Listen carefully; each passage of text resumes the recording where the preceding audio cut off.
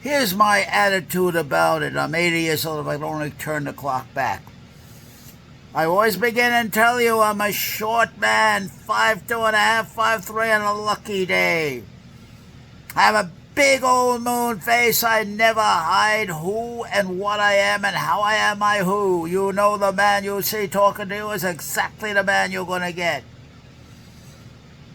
Now you must come in anything you do with focus, drive, and determination. Don't be a jerk about anything. When you come into the iron room to drive iron, I used to be a bodybuilder. But I did it wrong. I was a jerk with my bodybuilding. It goes by protocol. It goes by rules. You got to know what you're doing. You got to train for goals. You go from one goal to another goal. Nobody can shake you. Nobody can take that goal drive away from you. You come in with determination and aggressiveness. You come in and drive those irons, and I love to feel that iron right in my hand. And drive it and lift it, move that iron up. But you got to do it in the right way. You don't come to the iron room to socialize, to impress any woman, any of that. You're not here for that. You're not here to compare yourself to anybody. Compare yourself to yourself. Focus and drive. Put everything into your workout. Put focus, put drive, put determination, put will. Block everything else out of your mind. Nothing else exists except you and your date with the irons. It's attitude. It's confrontation. It's will. Nobody can take that away from a man. But don't compare yourself. Know what you look like. Go into that posing room and take pictures and take all your damn clothes off and take a picture and look at your body the way it really is. Not the way you dream it should be. And then you have to take it day by day.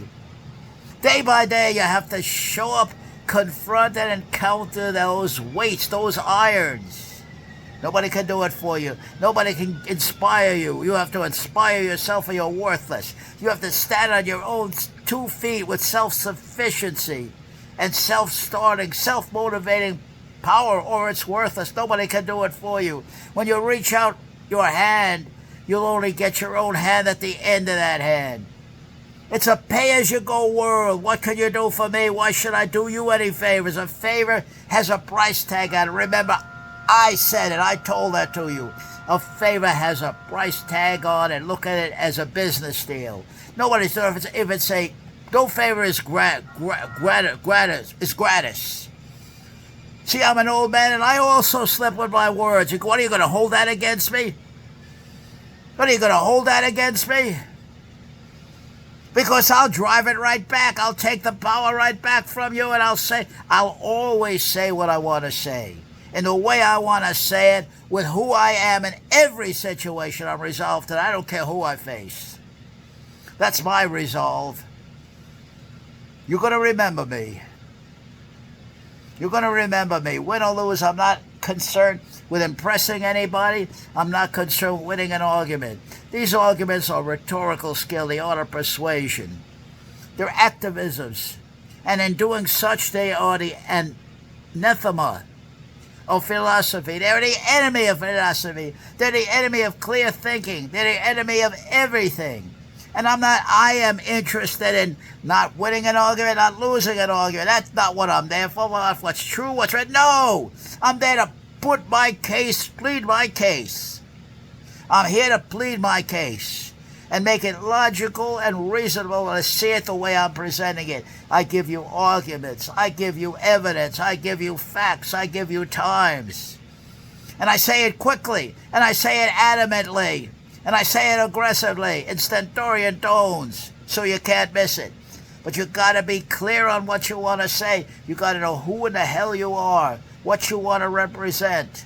And you got to know your opponent. Preparation, never, now you heard it from me, miss an opportunity to rehearse and practice skills.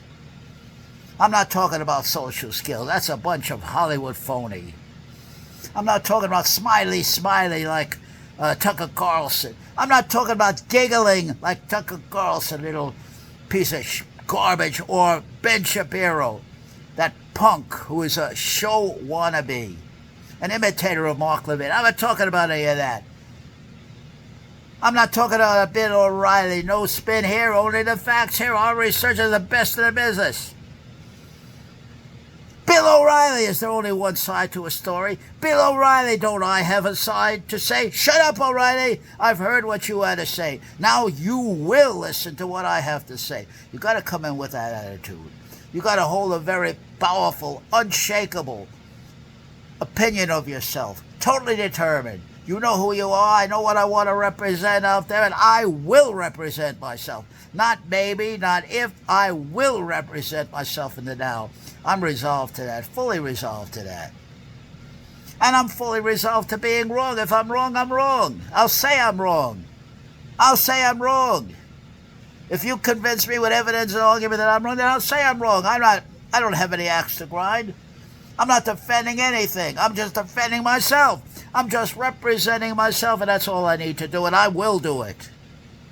But I'll be damned if I will let anybody, I mean anybody, I don't give a damn who the hell you are. I don't care how many doctor titles, PhDs, all that crap mean nothing to me. I don't care how many VIPs you're going to claim and how much you backslap yourself and how self-congratulatory you are. I don't give a damn. You're facing me now. It's just mano a mano, you versus me, a man versus a man.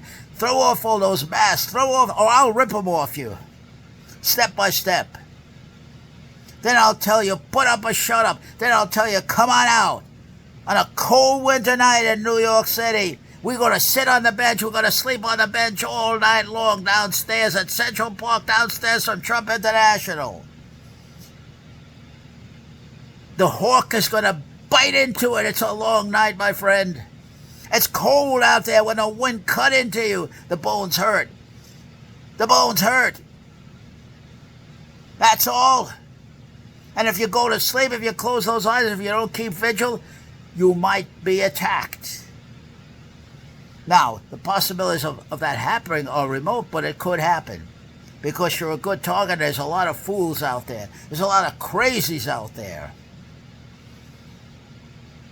That's all. You can't stop that. I'll let a fool be a fool, and then I'll confront and counter him. I can't confront or encounter what I don't know.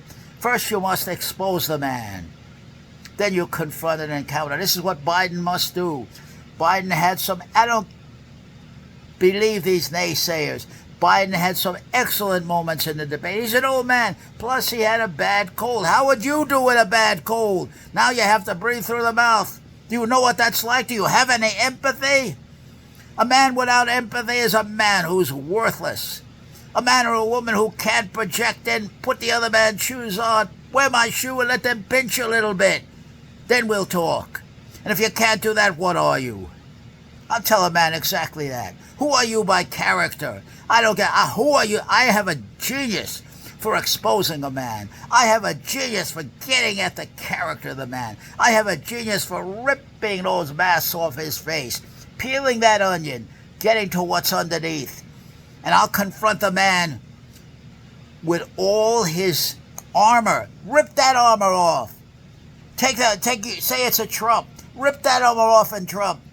All that bullshit, rip it right off him. And I talk to the man that I see after I've reduced him to what he is. Now we're going to talk. Now we'll see what you got.